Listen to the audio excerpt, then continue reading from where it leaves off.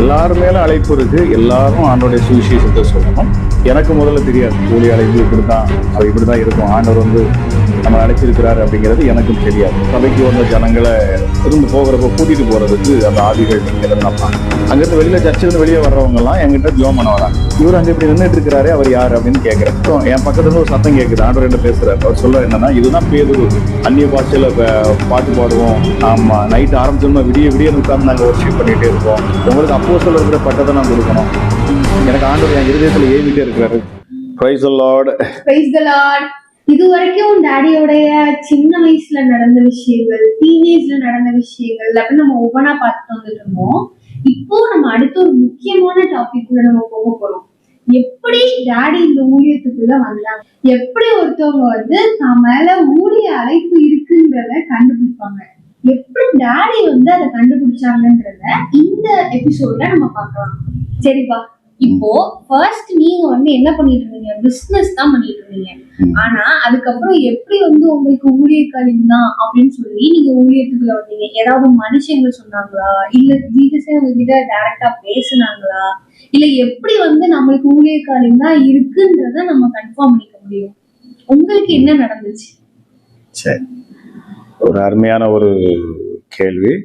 ஏன்னா ஊழிய அழைப்புங்கிறது எல்லாரும் என்ன செய்யணும் அப்படின்னா கன்ஃபார்ம் பண்ணணும். ஃபர்ஸ்ட் ஆண்டோடைய அழைப்பு இல்லாம இந்த ஊழியத்துக்கு யாரும் வர முடியாது, அவங்களா வந்தாலும் நிக்க முடியாது.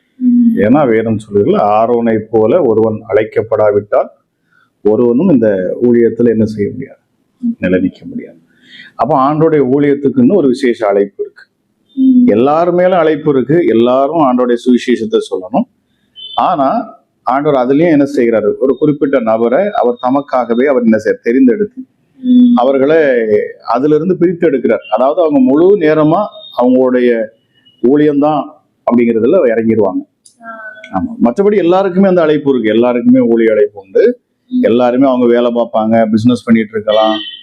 அப்ப அதுல இருந்து அவங்க கிடைக்கிற டயத்துல என்ன செய்வாங்க, ஆண்டவருக்காக ஏதாச்சும் செய்யணுங்கிறதுக்காக அவங்க செய்யணும். அது கண்டிப்பா செய்யணும் ஒவ்வொரு மனுஷரும். அவன் ஏன்னா ஆத்துமாக்களுடைய ரட்சிப்பு தான் பரலோகத்தை சந்தோஷப்படுத்தும்.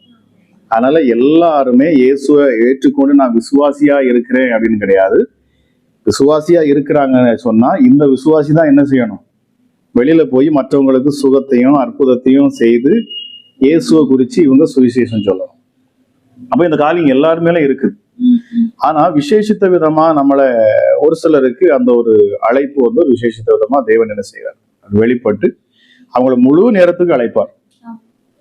இதுதான் வந்து முழு நேரம் அந்த அழைப்பு, ஆசாரிய அழைப்பு. அப்போ இந்த அழைப்பு வந்து எப்படி அப்படின்னு சொன்னா, எனக்கு முதல்ல தெரியாது ஊழிய அழைப்பு இப்படித்தான் அப்படித்தான் இப்படித்தான் இருக்கும், ஆண்டவர் வந்து நம்மளை அழைச்சிருக்கிறாரு அப்படிங்கிறது எனக்கும் தெரியாது. ஆனா நான் முத வந்து ஒரு ஊழியக்காரன் மூலமா தான் நான் வந்து இயேசு அறிகிறேன். அதாவது அந்த ஊழியக்காரன் மூலியமா போகிறப்பதான் நான் இயேசு முகமுகமா பாக்குறேன். அவர் வந்து எனக்கு வெளிப்பட்டது எப்படி அப்படின்னா, நிறைய பேர் சொல்லுவாங்க நான் வெளிச்சத்தை பார்த்தேன், வெளிச்சமா ஆண்டவர் வந்தார், இல்லைன்னு சொன்னா என்னை வந்து காதுல வந்து என் சத்தத்துல என்ன வந்து பேசினார், அப்படி எல்லாம் இல்லாம எனக்கு வந்து நான் கண்ணை மூடி இருக்கிறப்போ என்னோட சாட்சியில நான் சொல்லியிருப்பேன் இயேசுவை சந்திச்சதுல இருக்குது. ஆமா, அப்படி வேணும்னா என்னோட டெஸ்டிமோனியில் நீங்க பார்க்கலாம். அப்ப அதுல என்ன சொல்லியிருக்கிறேன் அப்படின்னா, நான் கண்ணை மூடி எல்லாரும் கண்ணை மூடி ஜெபிக்கிறப்போ எனக்கு ஜெபிக்கிறதுனா என்னன்னே தெரியாது. ஆமா, நான் யதார்த்தமா அந்த ஊழியக்காரர் கூட வீடியோ எடுக்கிறதுக்காக தான் அவர் கூட போயிருந்தேன். வீடியோ எடுக்கிறதுக்காகவும் அந்த ஊழியக்காரருக்கு மற்ற எல்லா ஹெல்ப்புக்காகவும் இருந்தேன். அவருக்கு வண்டி ஓட்டுறது, அவரை கூட்டிட்டு போறது, எங்க போனா அப்படி. ஆமா, ஸோ அப்படி நான் இருக்கிறப்பதான் அவர் கூட ஒரு இடத்துக்கு கேரளாவுக்கு நான் மினிஸ்ட்ரி போயிருக்கிறப்போ முதல் தடவை அங்க நான் இயேசுவை நான் என்ன செய்யறேன், அந்த ஊழியத்துல வந்து தங்க வச்சிருக்கிற இடத்துல எல்லாரும் ஜெபிக்கிறப்போ நானும் கண்ணை மூடிட்டு சும்மா உட்கார்ந்து இருக்கிறப்போ எனக்கு இயேசு என்ன செய்யறாரு, எனக்கு வெளிப்படுறாரு. அப்போ அவரை நான் பாக்குறேன். அவரை வந்து எனக்கு எப்படின்னா, அவர் அந்த சிலுவை காட்சி எனக்கு காமிக்கிறார். சிலுவையில வந்து இருக்கிற முழு சிலுவை காட்சி அப்படின்னு கிடையாது, அந்த சிலுவையில அடிபட்டு நொறுக்கப்பட்டா அந்த முகத்திலிருந்து வழிந்தோடுற அந்த ரத்தம், அந்த அந்த பார்வை, என்னை பார்க்கக்கூடிய அந்த பரிதாபமான ஒரு பார்வை, இப்படி அதை காண்கிறேன். அதை வந்து ஒரு நாள் இல்லை, ஒரு நாள் பாக்குறப்ப முத நாள் பாக்குறப்ப நான் அதை நம்பல, ஏதோ ஒரு பிரம்மையா இருக்கும் அப்படின்ற மாதிரி நினைச்சிட்டேன். மறுநாளும் அதே போல ஜெபிச்சுட்டு இருக்கிறப்பவே, அதாவது என்னோட கண்ணு மூடுது, மூடின கண்ணு என்னால திறக்க முடியாது. அவங்க ஜெபிக்கணும்னு கண்ணை மூட சொன்னாங்க, மூடின கண்ணு என்னால திறக்க முடியல. அப்போ அந்த முகம் என் முன்னாடி வருது. அப்பந்தான் 2வது நாள் தான் நான் அது இயேசுன்னே நான் அறிஞ்சிக்கிறேன். என்னையே அறியாம என் உள்ளத்துல இருந்து வாயிலிருந்து சொல்றேன், இயேசுவே நான் தான் உங்களை சிலுவையில் அறிஞ்சு கொண்ட பாவி அப்படிங்கிறேன். ஏன்னா அவர் ஏன் சிலுவை காட்சியை காமிட்டார் அப்படின்னா, ஒரு மனுஷனுடைய பாவம் தான் ஆண்டவரை விட்டு அவனை பிரிக்குது. அப்போ அந்த பாவத்தை குறித்து எனக்கு உணர்த்துவதற்காக என்ன நானே அதை பார்த்து என்னுடைய பாவம் தான் இயேசுவை இவ்வளவு காயப்படுத்திருச்சா அப்படிங்கிற ஒரு உணர்வை எனக்கு தர்றதுக்காக எனக்கு அப்படி ஒரு தரிசனத்தை அன்று கொடுக்குறேன். அப்ப இதை பார்த்துதான் நான் அந்த ஊழியக்காரர்கிட்ட நான் சொல்றேன். அப்ப அவங்க என்ன சொல்றாங்க அப்படின்னா, தம்பி உங்களை இயேசு தெரிஞ்சு கொண்டார், அவங்கள தொட்டுட்டார் அப்படின்னாங்க. அதுக்கப்புறம் உடனே இமீடியட்டா நான் அங்க இருந்து கேரளால இருந்து இங்க வந்த உடனே நான் அவங்க கூட மறுநாளே அதுக்கப்புறம் ஒரு 1 or 2 daysல வந்து அவங்க ஞானஸ்நான ஆராதனை வைக்கிறாங்க. அதுல உடனே இமீடியட்டா நான் ஞானஸ்நானம் எடுக்கிறேன். நான் ஞானஸ்நானம் எடுக்கிறப்போ என்னோட அதாவது உங்க அம்மாவும் அவங்களும் என்ன செய்யறாங்க, என் கூட சேர்ந்து வீட்டுக்காரர் என்னமோ தெரிஞ்சிட்டார், ஏதோ நல்லவாயிட்டார் அப்படின்னு சொல்லிட்டு அவங்களும் என்ன செய்யறாங்க, இறங்கிடுறாங்க. ஆமா. ஸோ அது பெரிய ஒரு ஆச்சரியமா இருந்தது. 2 பேரும் ஒரே நாள்ல நாங்க ஞானஸ்நானம் எடுக்கிறோம். அதுக்கப்புறம் நாட்கள் போயிட்டே இருக்கிறப்பதான் முதல்ல எனக்கு வந்து என்ன பண்றாரு அப்படின்னா, எனக்கு ஒரு தரிசனத்துல வந்து நான் ஊழியக்காரர் அப்படிங்கிறதுக்கு எனக்கு அவர் உறுதிப்படுத்துறாரு. அது எப்படி எனக்கு உறுதிப்படுத்துறாரு அப்படின்னா, நான் வந்து ரைட் ஓகே, இப்போ ஆண்டவரை பார்த்தாச்சு, அப்போ அவரோட தரிசனத்தை பார்த்தாச்சு. அப்போ அதுக்கு அடுத்து வந்து எனக்கு நடந்தது என்ன அப்படின்னா, 2வது வந்து எனக்கு வந்து அந்நிய பாஷையை நான் பெற்றுக்கிட்டேன். அதாவது அபிஷேகத்தை நிரப்பப்பட்டது. இதுவும் நான் கேட்கவும் இல்லை, நான் பெருசா தாகமா அப்படின்ன மாதிரியும் இல்லை. நான் வந்து அதே ஊழியக்காரருக்கு கேமரா எடுத்து வீடியோ எடுத்துட்டு தான் இருந்தேன். அப்பவும் அவர் கூட தான் இருப்பேன். வீடியோ எடுத்துட்டு இருக்கிறப்போ ஒரு மீட்டிங்ல தான் நான் வீடியோ எடுத்துக்கிட்டு இருக்கிறப்போ திடீர்னு அந்த மீட்டிங் வந்த ஒரு ஊழியக்காரரு என்ன திடீர்னு கூப்பிடுறாரு, தம்பி இங்க வாங்க அப்படிங்கிறார். என்னடா மக்கள்கிட்ட தானே அவர் வந்து ஜெபம் பண்ணணும், அவர் வந்து இது பண்ணணும், ஆனா என்ன எதுக்கு கூப்பிடுறாரு அப்படின்னு சொல்லிட்டு சும்மா தான் அவர் முன்னாடி போகிறேன். அவர் பக்கத்துல போனோடனே அவர் என்ன பண்றாரு அப்படின்னா, அவர் கையை என் மேல வைக்கிறாரு. வச்ச உடனேயே எனக்கு ஒரு பெரிய ஒரு தரிசனம் உடனே இம்மீடியட்டா கிடைக்குது. அதாவது அந்த இடத்துல ஸ்பாட்லயே என்னையே நான் மறந்துட்டேன். நான் யாருங்கிறது எனக்கு புரியாம என்னையே அறியாம எனக்குள்ள ஒரு தரிசனம் வருது. அப்படியே அந்த இடத்துல ஒரு கையை வச்ச உடனேயே அப்படியே ஒரு பெரிய தரிசனம் வருது. அப்போ எனக்கு வந்து அந்த இடத்துல என்ன தரிசனம் கிடைக்குது அப்படின்னா, ஒரு ஒரு பெரிய ஒரு சிங்காசனம் மாதிரி காமிக்கிறார். அதாவது ராஜா உட்கார்ந்து இருக்கிற ஒரு பெரிய சிங்காசனம்னா ஒரு பெரிய சேர் மாதிரி இருக்கு, ரொம்ப பெருசா இருக்குது. அந்த சேர்ல நான் உட்கார்ந்துருந்தோம்னா கொஞ்சம் தான் உட்காந்துருப்பேன், காவாசிக்கு கூட இருந்திருக்க மாட்டேன், அவ்வளவுதான் இருப்பேன். ஏன்னா அது அவ்வளவு பெரிய சேரா இருக்குது. அதுல ஒருத்தர் உட்கார்ந்து இருக்கிறாரு. அப்போ அவர் என்ன பண்றாரு அப்படின்னா, என்னை பார்த்து கையை நீட்டுறாரு. அப்படி நான் கையை நீட்டினோடனே என்னை வந்து அதிகாரத்தோட அப்படி நீட்டுறாரு. போ, அதாவது இப்போ யுத்தத்துக்கு போறதுக்கு ஒரு ராஜா எப்படி கட்டளை கொடுப்பார், அது மாதிரி என்னை வந்து போ அப்படிங்கிறாரு. அப்ப எனக்கு வந்து என்ன தோணுது அப்படின்னா, யாரோ ஒருத்தர் அதிகாரம் கொடுக்குறாங்க, நீ போ அப்படின்ற மாதிரி, போய் வந்து யுத்தத்துக்கு போற மாதிரி ஒரு ராஜா வந்து அனுப்புற மாதிரி எனக்கு அப்படி பார்க்க தெரியும். அவரை பார்த்துட்டு இங்க பாக்குறேன். இங்க பார்த்தா நிறைய அந்த ஆலயத்துக்கு வெளியில, அந்த மீட்டிங் நடக்கிற அந்த மண்டபத்துக்கு வெளியில நிறைய பிசாசுகள் நிக்குது. நிறைய பிசாசுகள் அதுல நின்று, அதாவது ஆலயத்துக்கு வர்ற மக்களை போகிறப்போ திரும்ப அவங்க கூட கூட்டிட்டு போறது மாதிரி. இன்னைக்கு நிறைய இடங்கள் அப்படிதான் நடக்குது. அவங்க கூட தான் இருப்பாங்க, பிசாசு அவங்க கூட தான் இருக்கிறாங்க.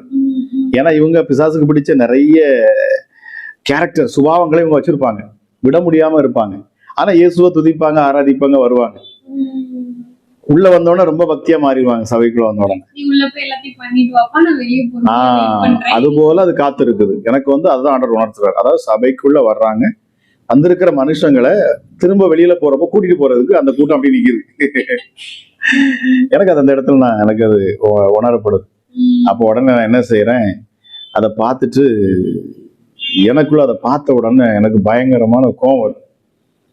உடனே அந்த இடத்துல நின்று நான் வந்து அதை சத்தம் போட்டு திட்டுறேன், பயங்கரமா கத்தி திட்டுறேன். இயேசுவின் நாமத்துல உனக்கு எவ்வளவு தைரியம் இருந்தா நீ என் முன்னாடி இந்த இடத்துல நிப்பா, அதுவும் மக்களை கூட்டிட்டு போறதுக்கு நிப்பா. நீ எவ்வளவு தைரியம் இருந்தா அந்த மக்களை ஜனங்களை வந்து நீ கூட்டிட்டு போறதுக்கு நிப்பா. அப்படி இமிடியேட்டா ரியலாவே அப்படி ஒரு தரிசனம். அதாவது அவர் கையை வச்ச உடனே நான் கண்ணை மூடுறேன். சும்மா அவர் முன்னாடி பக்தியா இருக்கணுங்கிறதுக்காக, சரி ஏதோ கூப்பிட்டு ஒரு ஊழியக்காரர் கூப்பிட்டு நம்ம மேல கையை வைக்கிறாரு, அந்த இடத்துல நம்ம பேன்னு முடிச்சுட்டு இருக்க கூடாதுல்ல. அதனால ரொம்ப அப்படி கண்ணை மூடுங்க அப்படின்னு அவர் சொல்லவே இல்லை. நானா தான் சும்மா அப்படி கண்ணை மூடிக்கிட்டேன். மூடின உடனே தான் எனக்கு உடனே எனக்கு ஒரு தரிசனமா வருது. எனக்கு ஆச்சரியமா இருந்தது. அப்போ அந்த கண்ணை மூடின கண்ணை நிலத்தை அடக்க முடியாம இருக்கு. இப்போ அந்த தரிசனத்தை நான் பார்க்குறேன். அப்போ எனக்கு பின்னாடி உட்காந்து அவர் கையை நீட்டுறாரு, அப்படி கட்டளையிடுற மாதிரி. உடனே அங்க சபைக்கு வந்த ஜனங்களை திரும்ப போகிறப்ப கூட்டிட்டு போறதுக்கு அந்த ஆவிகள் நிக்கிறது நான் பாக்குறேன், பிசாசுகள் நிக்கிறது. அப்போ உடனே நான் அதை பயங்கரமா கடிஞ்சு கொள்றேன். பிசாசுகளை எதிர்த்து பேசுறாங்க இருந்துட்டு. எவ்வளவு தைரியம் உங்களுக்கு! நீங்க இருந்து போகக்கூடிய மக்களை திரும்ப கூட்டிட்டு போகலான்னு பாக்குறியா? திரும்ப அவங்க கூடயே போயிடலாம்னு நினைக்கிறியா? அப்பெல்லாம் நான் விட மாட்டேன் அப்படின்னு சொல்லி பயங்கரமா எச்சரிச்சு அந்த இடத்துல நான் பேசுற மாதிரி நான் பாக்குறேன், தரிசனம் பாக்குறேன். ஆனா ரியலா என்ன நடக்குது அப்படின்னா, இங்க நான் வானத்துக்கும் பூமிக்கும் குதிச்சிருக்கேன். என்னைய நிறைய பேருக்கு பிடிச்சி வச்சிருக்கிறாங்க. இங்க அந்நிய பாஷை பேசியிருக்கிறேன், எனக்கு அதெல்லாம் தெரியல. அந்நிய பாஷை பேசியிருக்கிறேன் அந்த நேரத்துலதான். அதே போல பயங்கரமா குதிச்சிருக்கேன். என்னை 4 பேர் பிடிச்சி வச்சிருக்கிறாங்க. அங்க இருந்த மைக்கா ஸ்பீக்கர் எல்லாம் உடைஞ்சு போச்சுன்னு நினைக்கிறேன். எல்லாமே அங்கங்க பறந்துருச்சு. அப்பதான் முடிச்சு பார்த்து, ஐயோ நம்ம கண்ட்ரோல்ல இல்லையா அப்படின்ற மாதிரி. அதுக்கப்புறம் நார்மல் ஆயிட்டேன். அதுக்கப்புறம் ரைட், ஓகே, அதையும் விட்டாச்சு. அப்புறம் போகிறேன். அன்னையில இருந்து என் நாவல எனக்குள்ள இருந்து நான் நைட்டு, அதாவது விடிய காலம் போல ஏதோ பேசிக்கிட்டே இருக்கிற மாதிரி, எனக்குள்ள இருந்து யாரோ பேசுற மாதிரியே இருக்கும். அப்ப கண்ணை முழிச்சோம்னா நான் என் வாயில அதே வார்த்தையை நான் பேசிட்டே வருவேன். அதுதான் அந்நிய பாஷை, அந்த லாங்குவேஜ். பரலோகம், அதாவது பரிசுத்த ஆவியானவர் உள்ள இருந்து எனக்காக அவர் வாக்கு கடங்காத பெருமூச்சோட விண்ணப்பம் பண்ணுவார். அப்போ அவர் எனக்குள்ள இருந்து அவர் விண்ணப்பம் பண்றாரு. எனக்குள்ள இருந்து இன்னொரு மனுஷன், இன்னொருத்தவங்க யாரோ பேசுற மாதிரி. அது நம்ம புரியுற லாங்குவேஜ் கிடையாது, ஏதோ ஒரு லாங்குவேஜ், ஏதோ ஒன்று பேசுவார மாதிரி இருக்கும். அதை நான் எந்திரிச்சோடனே வாயில அந்த அது ஆட்டோமேட்டிக்கா வந்துகிட்டே இருக்கும். அப்படியே தான் எந்திரிச்சுன்னா காலையில எந்திரிச்சு பாத்ரூம் போவேன். ஸோ அப்படி எல்லாம் ஒரு அனுபவங்கள் அப்படி அதுக்கப்புறம் தான் வர ஆரம்பிச்சு. ஸோ இப்படியெல்லாம் போயிட்டே இருக்குது. அதுக்கப்புறம் என்னோட காலிங்க உறுதிப்படுத்துறதுக்கு அதுக்கப்புறம் ஒரு மனுஷனை சந்திக்க போறோம். அதாவது அந்த மனுஷனுக்கு நான் இருந்த ஊழியக்காரர் அவருக்கு பணம் கொடுத்துட்டு வர சொல்றார். அதாவது அவர் ஒரு ரெக்கார்டிங் ஸ்டுடியோ வச்சிருந்தார். அப்போ அந்த ஊழியக்கார்ட்ட நான் போகிறப்போ அவருக்கு என்னை முன்ன பின்ன தெரியாது, நான் யாருன்னே தெரியாது. ஆனா நான் அந்த அறைக்குள்ள நுழைஞ்ச உடனேயே அவர் இம்மிடியட்டா என்ன பண்ண, நான் போறது என்னை அனுப்புற ஊழியக்காரர் அவர்கிட்ட இந்த பணத்தை கொடுத்துரு தம்பி, எனக்கு தம்பி ஒரு ஆல்பம் போட்டு கொடுத்துருக்கிறாரு, அதில் மீதி பணம் கொடுக்க வேண்டியது, இதை கொடுங்க அப்படின்னு சொல்லி என் கையில காசு கொடுக்குறாங்க. அந்த காசை கொடுக்கறதுக்கு தான் நாங்க போறோம். அப்ப அந்த அறைக்குள்ள போன உடனே அவர் இம்மிடியட்டா நான் உள்ள போன உடனே டம்முன்னு சேர்ல இருந்து எந்திரிச்சு முழங்கால போட்டு நிக்கிறார். முழங்கால போட்டு நின்று என்ன சொல்றாரு அப்படின்னா, பிரதர் ஒரு நிமிஷம் அப்படியே இருங்க, உங்களுக்காக ஆண்டவர் எனக்கு ஜெபிக்க சொல்றாரு அப்படிங்கிறாரு. என்னடா அது, அவர் முன்ன பின்ன எனக்கு தெரியாது, எனக்கு தெரியுது அவர் ஜெபிக்கிறாரு. அப்ப என்ன அப்படின்னு கேட்டா, அப்போ அவர் என்ன சொல்றாருன்னா, முழங்கால போட்டுட்டு என்கிட்ட கேட்கிறாரு, நீங்க என்ன பண்றீங்க அந்த ஊழியக்காரர்கிட்ட? நான் சொன்னேன், நான் அந்த ஊழியக்காரர்கிட்ட நான் வண்டி ஓட்டுவேன், கார் ஓட்டுவேன், வீடியோ எடுப்பேன், ஆமா, அவருக்கு துணையா இருக்கிறேன் அப்படின்னு சொல்றேன். உடனே அவர் இம்மிடியட்டா சொல்றாரு, இல்ல, உங்களை ஆண்டவர் அதுக்காக அழைக்கல, நீங்க அழைக்கப்பட்டிருக்கீங்க, உங்களை ஊழியத்துக்கு ஆண்டவர் அழைச்சிருக்கிறாரு அப்படின்னு அவர் தான் உறுதிப்படுத்துறாரு. என்னோட ஊழியத்தை உங்களுக்கு ஊழியக்காலிங்க அப்படிங்கறத அவர் கன்ஃபார்ம் பண்றாரு. அப்போ அவர் கன்ஃபார்ம் பண்ணி அவர் சொல்றாரு, நீங்க ஊழியத்துக்கு அழைக்கப்பட்டிருக்கீங்க, நீங்க வண்டி ஓட்டுறதுக்கோ நீங்க வீடியோ எடுக்கிறதுக்கோ ஆளு கிடையாது, உங்க அழைப்பு ஊழியக்காலி. எனக்கு இந்த நேரத்துல எனக்கு ஏசப்பா எனக்கு இம்மீடியட்டா அதை சொல்றாரு. உங்களை இதுக்கு முன்னாடி, ஏன்னா அவருக்கு என்ன அப்படின்னா, அவருக்கு 2 கண்ணு தெரியாது. இப்ப அதான் பெரிய ஆச்சரியம். அவர் என்ன பண்ண பார்த்ததும் கிடையாது, அவருக்கு நார்மலாவே 2 கண்களும் தெரியாது. உள்ள போனோம்னா ஆவியானவர் அவருக்குள்ள ஒரு ஏவுதலை கொடுக்கிறார். அவர் ஏவன உடனே அவர் அந்த பிரசன்ஸ்ல டப்புன்னு அவரே அறியாம நின்று எனக்கு அவர் தீர்க்க தரிசனம் சொல்றார். ஆமா, உங்களுக்கு இப்படி ஊழிய அழைப்பு அப்படின்னு சொல்லிட்டு, சரி ஓகே அப்படியா அப்படின்னு சொல்லிட்டு ஆச்சரியப்பட்டு கேட்டுட்டு நானும் வந்துட்டேன்.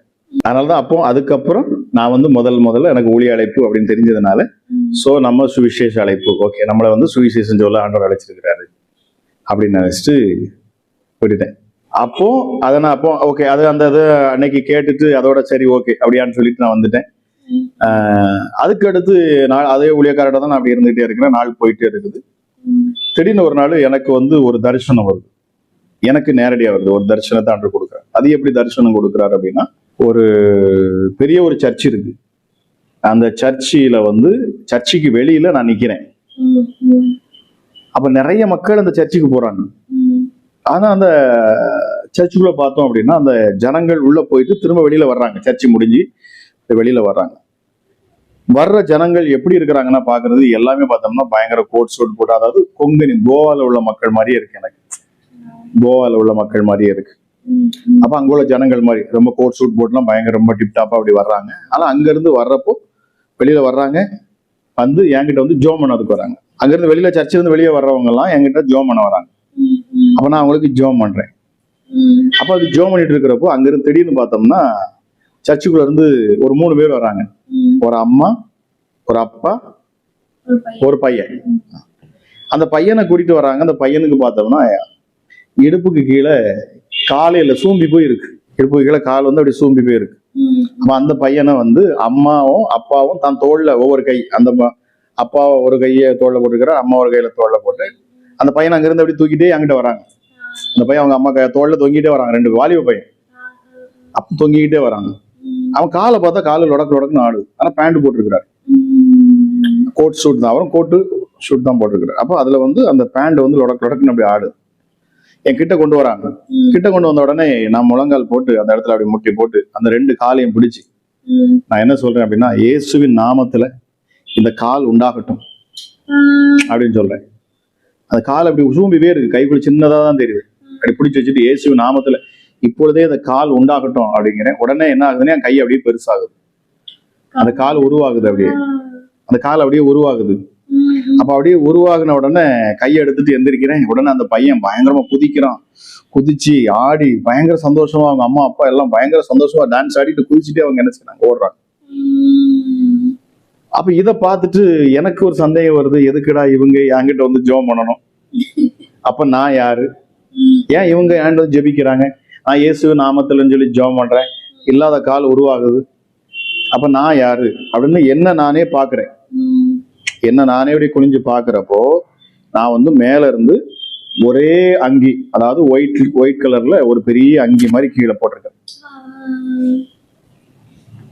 அப்போ என்னையே நான் பார்த்துட்டு நானாவே சொல்றேன் அந்த இடத்துல, ஓ நான் ஊழியக்காரனோ, நான் ஊழியக்காரன், அதனாலதான் எல்லாரும் என்கிட்ட ஜெபம் பண்ண வர்றாங்க அப்படின்னு சொல்லி அந்த தரிசனம் பார்த்த உடனே முடிச்சிடுறேன். அப்ப அதுல இருந்துதான் எனக்கு ஒரு கன்ஃபார்ம் ஆச்சது. அப்போ நமக்கு ஊழியம் கன்ஃபார்ம். அப்ப இதுதான் இப்படிதான் தெரியும் போல. அப்ப என் மேல ஊழிய அழைப்பு இருக்கு. அப்ப நான் சுவிசேஷ ஊழியம் தான் அப்படின்னு சொல்லிதான் நினைச்சிட்டு இருந்தேன். நம்ம சுவிசேஷ இவாஞ்சலிஸ்ட் அப்படின்னு சொல்லிட்டு தான் நான் போட்டு மூவ் பண்ணிட்டு இருந்தேன். அப்ப இப்படி நாட்கள் போயிட்டு இருக்குது. அப்ப அந்த நேரத்துலதான் நான் வந்து என்னைய வந்து ஒரு ஊழியக்காரர், அதாவது ஊழியக்காரர் பிளஸ் அவர் வந்து ஜாப் பாக்குறவர். அவர் தான் வந்து ஜியோல இருக்கிற ஒரு மனுஷன். ஜியோல வந்து ஒரு சயின்டிஸ்ட். அவரு பாக்குறாரு. அவரும் ஆண்டோடைய நாமத்துல நிறைய அற்புத அடையாளங்கள் கர்த்தர் அவர் மூலமா நிறைய அதிசயங்கள் செய்யறாரு. வரும் தேசம் ஃபுல்லா, உலகம் ஃபுல்லா அவரு சுற்றி தெரியக்கூடிய ஆள். அதே போல அவரை கொண்டு ஆண்டவர் நிறைய பெரிய பெரிய சூப்பர் நேச்சுரல் பெரிய பெரிய மிராக்கிள்ஸ் எல்லாம் பண்ணியிருக்கிறார். அப்போ அவரை வந்து என்னைய பார்த்துட்டு என்னைய அவங்க கூட்டிட்டு போறாங்க. என்ன பிரதர் உங்களை ஆண்டவர் இவ்வளவு தூரம் பயன்படுத்துறாரு அப்படின்னு சொல்லிட்டு அவரு என்னைய கூட்டிட்டு போய் அவங்க போக இடங்கள்ல, அவர் கூட்டிட்டு போற இடங்கள், நான் ஜெபம் பண்ற இடங்கள்லாம் அங்க அற்புத அடையாளம் நடக்குது. சோ இதையெல்லாம் அவங்க கவனிச்சு பாக்குறாங்க. அப்ப இப்படி எல்லாம் ஓகே நடந்து கொண்டு இருக்குது. ஒரு பக்கம் அப்படி ஓடிட்டு இருக்குது. சோ இப்படி நான் ஊழியத்துல அப்படி போகிறது வர்றது, நம்ம அந்த சுவிசேஷ ஊழியம் பாக்குறது, எங்கனாலும் போனா அப்படி சுவிசேஷம் சொல்றேன், காஸ்பல் சொல்றேன், வர்றேன், அப்படிதான் இருந்துகிட்டே இருக்குது. என்னுடைய ஜாப் எல்லாம் அப்ப விட்டுறேன்.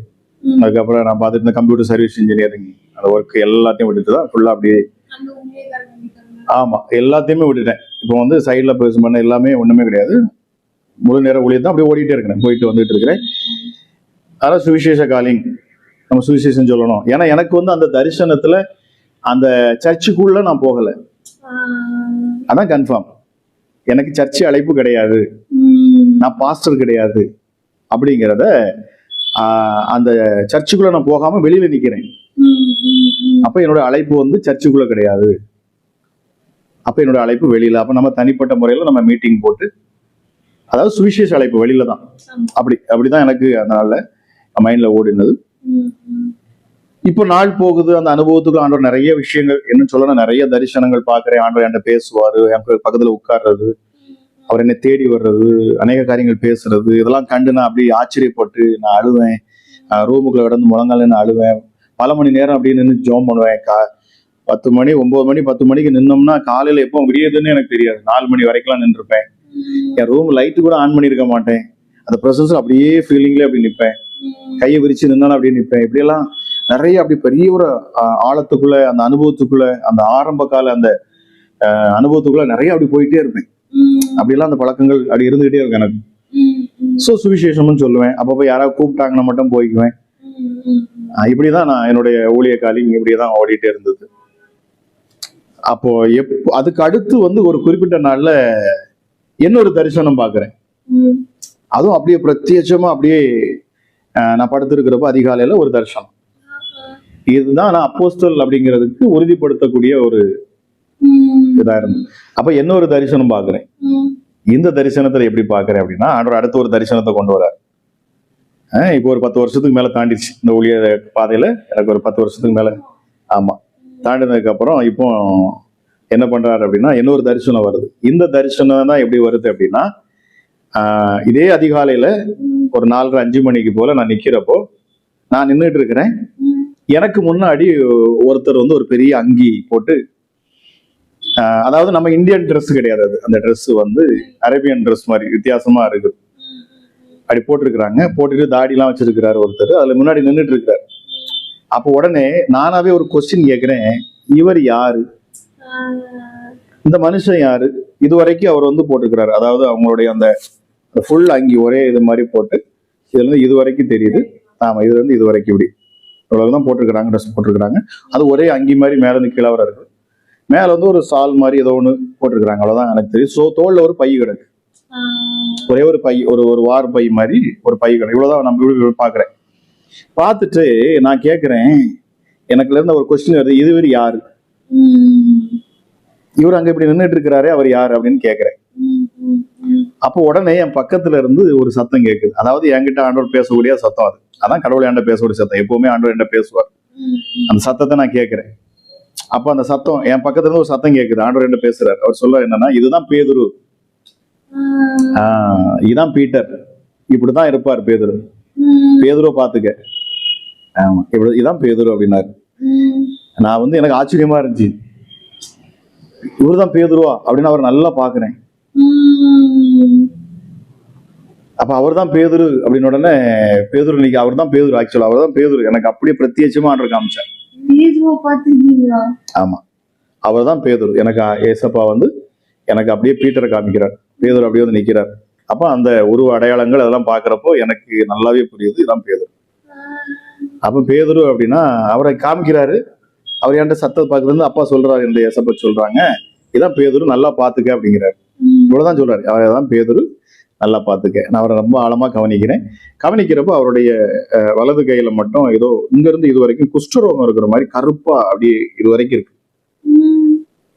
அதுக்கு எனக்கு முதல்ல அர்த்தம் தெரியல, நிச்சயமா அடுத்த வீடியோல நான் சொல்றேன். அப்போ அவருடைய கையை வந்து குஷ்டரோகம் மாதிரி காமிக்கப்படுது எனக்கு.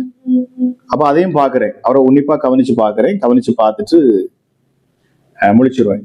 கண்ணை முழிச்சிட்டேன். கண்ணை முழிச்ச உடனே பேதுரு எதுக்கு எனக்கு காமிச்சாரு ஏசப்பா? ஏன் பேதுருவை காமிச்சாரு? எனக்கு அது புரியவே இல்லை. அப்ப இப்படியே போகிறப்போ அதுக்கு அடுத்து பார்த்தோம்னா எனக்கு வந்து ஆவியானவர் வந்து என்கிட்ட வந்து அப்போஸ்தலர் நடவடிக்கைகளை அதிகமா தியானிக்க சொல்லுவார். என் மனசு வந்து இருந்தம் எங்க வரும் அப்படின்னா, எங்க வந்தாலும் எனக்கு அப்போஸ்தலர் நடவடிக்கைகளை படிக்கணும். அதாவது அங்க என்ன நடந்துச்சு, அப்போஸ்தலர்களுக்கு என்ன நடந்துச்சு அப்படிங்கறது ஆழமா தியானிப்பேன். ரோமர்கள் நிருபத்தை வந்து நான் வாசிக்கிறப்போ அந்த இடத்துல பவுல் தன்னோட பேரை போட்டிருக்க இடத்துல எனக்கு ஆவியானவர் சொல்றாரு, அதுல உன் பேரை போடு அப்படிங்கிறார். அந்த இடத்துல ஆமா, அப்ப அந்த இடத்துல அந்த பவுல்ங்கிற இடத்துல என் பேரை போடுச்சு. நான் அதை அடிச்சுட்டு அதுல என் பேரை எழுதி வைக்கிறேன். அதுவும் எனக்கு புரியல, நான் ஏன் பண்றேன் அப்படின்னு சொல்லிட்டு. அப்ப அந்த இடத்துல வந்து அப்படி நான் எழுதி வச்சுக்கிறேன். அப்படி எழுதி வச்சுனாலும் சரி, ஓகே, அப்படி பார்ப்பேன், படிப்பேன், அப்படி இது பண்ணுவேன். எனக்கு என்னன்னா, சரி, பவுல பயன்படுத்தினார் ஆண்டவர், அப்ப அதே போல ஏசப்பா நம்மளையும் பயன்படுத்துவார். இப்படிதான் ஒரு மைண்ட் செட், இப்படிதான் எனக்குள்ள ஓடுது. அப்ப அந்த இடத்துல நான் என் பேரையும் எழுதி வச்சிருப்பேன். இப்படிலாம் பாக்குறேன், படிக்கிறேன். அது அதிகமா அந்த அப்போஸ்தலர்களை குறிச்சு அப்படி தியானிக்கிறேன். இப்ப இப்படி போயிட்டே இருக்குது, நாட்கள் போகுது. அதுக்கப்புறம் முன்ன இருந்ததை விட அற்புத அடையாளங்கள் நிறைய நடக்குது. பிசாசுகள் கண்ட உடனே பயப்படுது. அப்போ என்ன அத்தாரிட்டி கூடி இருக்குது. அப்ப ஆண்டவருடைய அந்த அணுகுமுறைகளும் வித்தியாசமா இருக்கு. இப்ப ரொம்ப அதிகமா என்கிட்ட வந்து பேசுவார் அப்படின்னு கிடையாது, ரேரா இருக்கும். ஆனா அந்த தரிசனங்கள் எல்லாம் பயங்கரமா இருக்கும், ரொம்ப டீப்பா இருக்கும், டெப்தா இருக்கும். அந்த மாதிரி எனக்கு நிறைய விஷயங்கள் எனக்கு வெளிப்பட ஆரம்பிக்குது. ஸோ இப்படியெல்லாம் போய்கிட்டே இருக்கு. அப்போ ஒரு நாள் இதே போல நான் போகிறப்போ வெளியில போய் இதே போல அதே மனுஷனை சந்திக்க போறேன். எந்த மனுஷனை? அந்த 2 கண்ணு தெரியாத அந்த மனுஷனை சந்திக்க போறேன். அதுக்கப்புறம் அவர் கூட எனக்கு ஆண்டவர் வந்து ஒரு ரிலேஷன்ஷிப்பை கொண்டு வர்றாரு. அதாவது அவர்கிட்ட நல்ல நண்பரா பழகிறோம். நிறைய நேரங்களில் ஜெபிக்கணும் அப்படின்னா அந்த மனுஷன் கூட உட்காந்து ஜெபிக்க ஆரம்பிச்சிடுறேன். ஸோ ஒரு குறிப்பிட்ட காலகட்டத்தில் அந்த மனுஷனை எனக்கு நிறைய அறிஞ்சு அவர் கூட உட்காரக்கூடிய அந்த ஒரு சூழ்நிலைகள்லாம் வருது. அவரை உட்காந்துருப்போம், நைட் ஃபுல்லாக உட்காந்து நல்லா ஒர்ஷிப் பண்ணுவோம். அவர் ஒரு கீபோர்டிஸ்ட், அவர் ஒரு மியூசிக் ஸ்டுடியோ வச்சிருக்கிறாரு. அப்போ அவர் கூட உட்காந்து மணிக்கணக்காக உட்காந்து நாங்கள் ப்ரைஸ் பண்ணுவோம், ஒர்ஷிப் பண்ணுவோம், அந்நிய பாஷையில் பாட்டு பாடுவோம். ஆமா, நைட் ஆரம்பிச்சோம்னா விடிய விடியன்னு உட்காந்து நாங்கள் ஒர்ஷிப் பண்ணிகிட்டே இருப்போம், ஆராதிச்சுட்டே இருப்போம். இப்படி அவரு கூட தான் நான் டைம் ஸ்பெண்ட் பண்ணுவேன். மனசு கொஞ்சம் இதாக இருந்தாலும் அவர்கிட்ட போய் உட்காந்துக்குவேன். இப்படிலாம் போயிட்டு இருக்குது. ஸோ இப்படி நாட்கள் போயிட்டே இருக்கிறப்போ ஒரு நாள் அவர் தான் என்கிட்ட என்ன சொல்றாரு அப்படின்னா, திடீர்னு அவரே என்கிட்ட சொல்றாரு, பிரதர் உங்க காலிங் அப்போஸ்தல் காலிங் அப்படிங்கிறார். நீங்க வந்து அப்போஸ்தலர், உங்க காலிங் வந்து அப்போஸ்தல் காலிங். ஆமா, உங்களை வந்து எசப்பா அதுக்கு தான் அழைச்சிருக்கிறாரு. எனக்கு அப்படி சொன்ன உடனே தான் எனக்கு பேதுருவோட ஞாபகம் வருது. உடனே அந்த பேதுருவை காமிச்சது அதுக்கு தானோ, அப்பதான் எனக்கு புரிய வருது. அவர் சொன்ன உடனே எனக்குள்ள அந்த அனாயிட்டிங், அவர் சொன்ன உடனே எனக்குள்ள பயங்கர ஒரு ஃபோர்ஸ் வருது. உடனே அப்படி கதறி அழுகுறேன், என்னையும் அறியாம எனக்குள்ள வந்து கண்ணீரா வருது. அப்ப அந்த தாக்கம் அந்த உடனே இம்மீடியட்டா அந்த மனுஷன் சொல்லவும் இம்மீடியட்டா ஆண்டோட பிரசன்ஸை பயங்கரமா நான் ஃபீல் பண்றேன். அதை உறுதிப்படுத்துறாரு இம்மீடியட்டா. அப்ப என் மேல வந்து அந்த அப்போ அப்போஸ்தல் காலிங், என்னைய ஒரு அப்போஸ்தலரா ஆண்டவர் வந்து தெரிஞ்சு வச்சிருக்கிறாரு அப்படின்னு சொல்லிட்டு அதை நினைச்சு அழுகிறேன். தகுதியே இல்லாதவன், நான் எதுக்குமே தகுதி இல்லாதவன். ஆமா, அவ்வளவு பெரிய பாவி நான். பவுல் சொல்றது மாதிரி அதால பாவி. ஆமா, எதுக்குமே தகுதி இல்லாத ஒருத்தன் தான் நானு. ஆமா, ஊழியத்துக்கும் ஆண்டோடைய வார்த்தை பேசுவதற்கு எதுக்குமே தகுதி இல்லாதவன். அப்படி இருக்கிற என்னையா ஆண்டவர் தெரிஞ்சு கொண்டாரு அப்படிங்கிறது, அதுவும் அப்போஸ்தலனா அப்படிங்கிறப்போ எனக்கு அதை தாங்கிக் கொள்ள முடியல. எனக்கு அதுக்கு என்ன சொல்லணும்னு தெரியல, ஆண்டவருக்கு எப்படி நன்றி சொல்லணும்னு தெரியல, எனக்கு அதை எப்படி என்னன்னு புரியல. அப்படி இருக்கிறப்போ ஒரு மனுஷர், அதாவது சம்பந்தமே இல்லாம அந்த நாட்கள்ல நான் அந்த சொன்ன தெரியுமா, எனக்கு வந்து அந்த அதாவது ஜியோல இருக்கிற ஒருத்தர் வந்து அந்த சயின்டிஸ்டா இருக்கிறவர், அவர் நிறைய ஊழியங்கள் பார்ப்பாங்க, நிறைய தேசம் ஃபுல்லா போவாங்க, பயங்கர பிரேயர் வாரியர்ஸ் அவங்க. அட்ட டயத்துல 12 HIV பேஷன்ஸ், அந்த நாட்கள் HIV பேஷன்ட் அவர் ஜோம் பண்ணதுல அப்படி ஹீலிங் நடக்கும். ஆமா, பயங்கரமா டெலிவரன்ஸ் நடக்கும் அவருடைய இதுல. அப்போ அந்த ஊழியக்காரரு திடீர்னு வந்து அவருடைய இருதயத்துல ஆண்டவர் பேசிட்டே இருந்தாராம். அவர் என்கிட்ட என்ன ஃபோன் பண்ணி என்ன சொல்றாரு அப்படின்னா, பிரதர் உங்களுக்கு அதாவது ஏசப்பா வந்து என்கிட்ட 1 மாசமா என்கிட்ட பேசிட்டே இருக்கிறார். 1 மாசமா என்ன பேசிட்டு இருக்கிறாருன்னா, உங்களுக்கு அப்போஸ்தலர்ங்கக்கூடிய இந்த பட்டத்தை உங்களுக்கு கொடுக்கணும், உங்களுக்கு அப்போஸ்தலர் இருக்கிற பட்டத்தை நான் கொடுக்கணும். எனக்கு ஆண்டவர் என் இருதயத்துல ஏவிட்டே இருக்கிறாரு. நானும் 1 மாசமா போராடி பாக்குறேன். அவர் சின்ன வயசு இல்ல, அவர் ரொம்ப ஒன்றும் அதிக வயசு இல்லையே, அவருக்கு எப்படி அதை கொடுக்க முடியும், எப்படி பண்ண முடியும் அப்படின்னு சொல்லிட்டு அவர் கேட்கிறாராம். ஆனா ஆண்டவர் வந்து அதை ஃபோர்ஸ் பண்றாராம். இல்ல, என் கூட இன்னும் மொத்தம் நாங்க 3 பேருக்கு அவர் என்ன பண்றாரு அப்படின்னா, அவர் 3 பேருக்கு டாக்டரேட் கொடுக்கணும், அதாவது அப்போஸ்தலன்னு சொல்லிட்டு எங்களுக்கு அதை உறுதிப்படுத்தி அந்த ஒரு சர்டிபிகேட் கொடுக்கணும் அப்படிங்கிற ஏவுதல் அவருக்குள்ள பயங்கரமா அவருக்கு வந்திருக்குது. அவர் நிறைய ஊழியர்களுக்கு அதே போல பண்ணிருக்கிறார். ஆண்டவர் ஏவுனார்னா நிறைய ஊழியர்களை அவர் உருவாக்குவார். அந்த மாதிரி அப்பா ஏசப்பா சொன்னாங்கன்னா அவங்கள போய் கனப்படுத்துவாரு. அந்த மாதிரி இதுவா இருக்காரு. அப்ப ஆண்டவர் அவர் இருதயத்துல பேசிட்டே இருந்திருக்கிறாரு. அப்ப அவர் ஒரு நாள் திடீர்னு என்கிட்ட அப்படிதான் சொல்றாரு, அது 1 மாசமா என்கிட்ட கதை பேசிட்டே இருக்கிறாரு, உங்களுக்கு டாக்டரேட் கொடுக்கறது, உங்களை அப்போஸ்தல் அப்படிங்கிற ஒரு இதை பட்டத்தை கொடுக்கறதுக்கு ஆண்டு சொல்லிட்டே இருக்கிறாரு. நான் அதை செய்யணும், எவ்வளவு பணம் ஆனாலும் பரவாயில்ல. நான் என்னுடைய ஆலயத்துல, என்னுடைய ஊர்ல, என்னுடைய சர்ச்சில் வச்சு நான் அவங்களுக்கு அந்த ஆர்டினேஷன் நான் கொடுக்கணும் அப்படின்னு சொல்லிட்டு ஏன் கூட பாத்தீங்கன்னா இன்னொருத்தவங்க வராங்க, அவங்களுக்கு 80 வயசுக்கு மேல இருக்கிறவங்க. அப்போ அந்த ஐயா ஒருத்தவங்க வர்றாங்க, அப்புறம் இன்னொரு ஊழியக்காரங்க ஒருத்தவங்க, மொத்தம் 3 பேருக்கு அந்த இடத்துல அந்த ஆர்டினேஷனை கொடுக்குறாங்க, அப்போஸ்தல் அப்படின்னு சொல்லிட்டு. அப்ப அந்த ஆர்டினேஷன் சர்டிபிகேட், டாக்டர் சர்டிபிகேட் கொடுக்குறாங்க. எனக்கு என்னடா இது எதுக்கு எனக்கு தர்றாங்க? அப்ப இதுவும் அந்த நேரத்திலே நடக்குது. என்னால பிலீவ் பண்ண முடியல. அவர் சொல்றாரு, பிரதர் நான் இதுக்காக இந்த டோட்டல் செலவே எனக்கு 4.5 லட்சத்துக்கு மேல வந்துச்சு பிரதர் அப்படிங்கிறாரு. அதாவது அவ்வளவு காஸ்ட்லியா செலவு பண்ணியும் எப்படியாச்சும் அதை கொடுக்கணும். ஏன்னா அதுக்குரிய மக்களை, ஜனங்கள், அதுக்கு அதை உறுதிப்படுத்துறதுக்கு பெரிய பெரிய ஊழியக்காரங்க, அதுக்கு பெரிய பெரிய, ஏன்னா அது பெரிய முதியோர்கள், நிறைய அந்த அனுபவத்துல இருக்கிறவங்க, பிஷப்மார்கள், இவங்க எல்லாரையும் வர வச்சு, ஆமா அதை முறையா பண்ணணுங்கிறதுக்காக அவர் எல்லா முயற்சியும் எடுத்து அத்தனை பேரும் வர வச்சு அங்க தங்க வச்சு, ஆமா அப்படி அவரு அதை செஞ்சார். எனக்கு அது ஆச்சரியமா இருந்தது. சோ அப்பதான் எனக்கு புரிஞ்சுது, அப்ப நம்முடைய காலிங் அப்போஸ்தல் காலிங். அப்ப நான் எதுவுமே கேட்கல, நம்ம எதுவுமே இது பண்ணல, நம்ம எதுக்கு முயற்சியே செய்யல, நம்மளுக்கு தகுதியே கிடையாது, அதை யோசிச்சு கூட பார்க்கல. அப்ப ஆண்டவர் அதை என்ன செய்யற, ஃபோர்ஸ் பண்றாரு. அப்ப என்ன அதுக்குள்ள கொண்டு வந்து நிறுத்துறாரு. அப்ப இதுக்குள்ள வர வர என்னுடைய சுபாவங்கள் மாறுது. ஆண்டவரை இன்னும் நேசிக்கிறேன். உலக பிரகாரமான ஆசைகள், அந்த இச்சைகள் எல்லாம் என்னை விட்டு வெளியே போகுது. எல்லாமே மாறுது. அந்த டயத்துல இதுவும் ப்ராசஸ் ஆகிட்டே இருக்கு. உலகத்தின் மேலே, உலக விஷயங்கள் மேலே எனக்கு ஒரு ஈடுபாடு இல்லாம ஃபுல்லா எப்பவும் ஆண்டவர் தான், ஏசப்பா தான் இல்லையா? இப்ப நீ அதானே பார்த்துட்டு இருக்கிற. எப்பவும் பைபிளும் கையோட இருப்பேன், ஜெபம் பண்ணிட்டே இருப்பேன், மக்களுக்காக தான் இருப்பேன், உங்களை கூட கவனிக்க மாட்டேன், யாரையும் கண்டுக்க மாட்டேன். ஆண்டவர் உண்டு, இயேசப்பா உண்டு, நான் உண்டு, அவருடைய ஊழியம் உண்டு, அவருடைய வார்த்தையை எங்க கொடுக்க சொல்லாத கொடுப்பேன், அவர் சமூகத்தில் அமர்ந்து இருக்கிறேன். அப்போ இதுதான் அப்படியே டோட்டலாவே மாத்திட்டார். எல்லாவற்றையும் அற்பமும் குப்பையுமா எண்ணுகிறேன் அப்படின்னு பவுல் சொல்றார். சோ எல்லாத்தையும் அந்த மாதிரி வெறுக்க வைக்கிறார். நம்முடைய நினைவுகளை ஃபுல்லா அவர் கேட்ச் பண்றார்.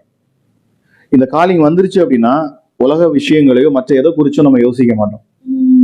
அப்போஸ்தல் காலிங் இருக்கிறவங்க வேற எதை குறிச்சுமே யோசிக்க மாட்டாங்க. அவங்களுக்கு தேவை ஆண்டோட சுவிசேஷம் போகணும், ஆண்டோட வார்த்தையை அறிவிக்கணும். அவனை கண்டுக்க மாட்டானோன்னு உங்ககிட்ட பிரிஞ்சுட்டேன், குடும்பத்தோடு பிரிஞ்சுட்டேன், கண்டுக்க மாட்டேன்னு அந்த அர்த்தத்துல இல்ல. அதாவது முதலாவது என் இயேசு, அவர் மேலதான் அந்த தாகம் இருக்கும். அவர் என்ன சொல்றாரு, அவர் சொல்ல வார்த்தைகளை செய்யணும், கீழ்ப்படியணும் அப்படிங்கிற. அதாவது இப்ப மற்ற நார்மலா இருக்கிறவங்க எப்படி இருப்பாங்க அப்படின்னா, அவங்களுக்கு உலக ரீதியா உள்ள விஷயத்திலயும் அவங்களுக்கு அந்த ஆர்வங்கள், ஈர்ப்பு இருந்துகிட்டே இருக்கும்.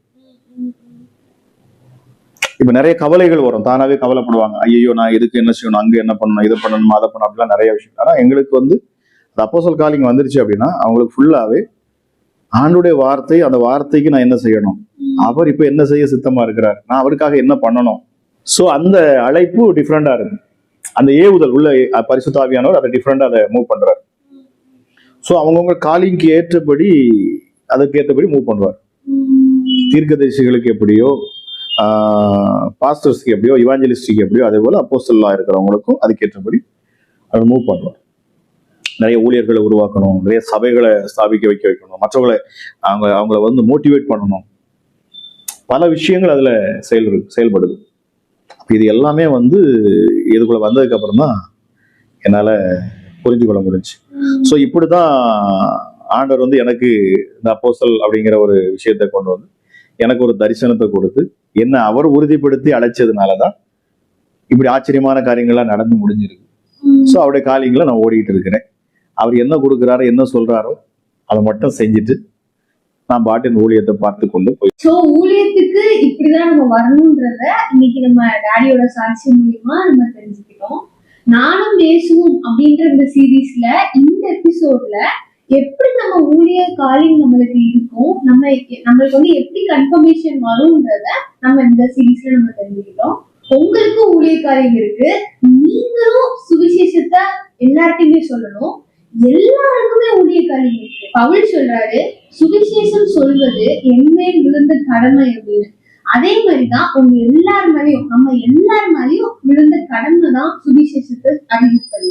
அதனால நம்ம எல்லாருமே அழைக்கப்பட்டிருக்கோம். ஆக சுவிசேஷம் சொல்லுங்க, ஆண்டவருடைய நாமத்தை மகிமைப்படுத்துங்க, அடுத்து இன்னொரு வீடியோல இன்னொரு எபிசோட்ல நம்ம சந்திக்கலாம். God bless you.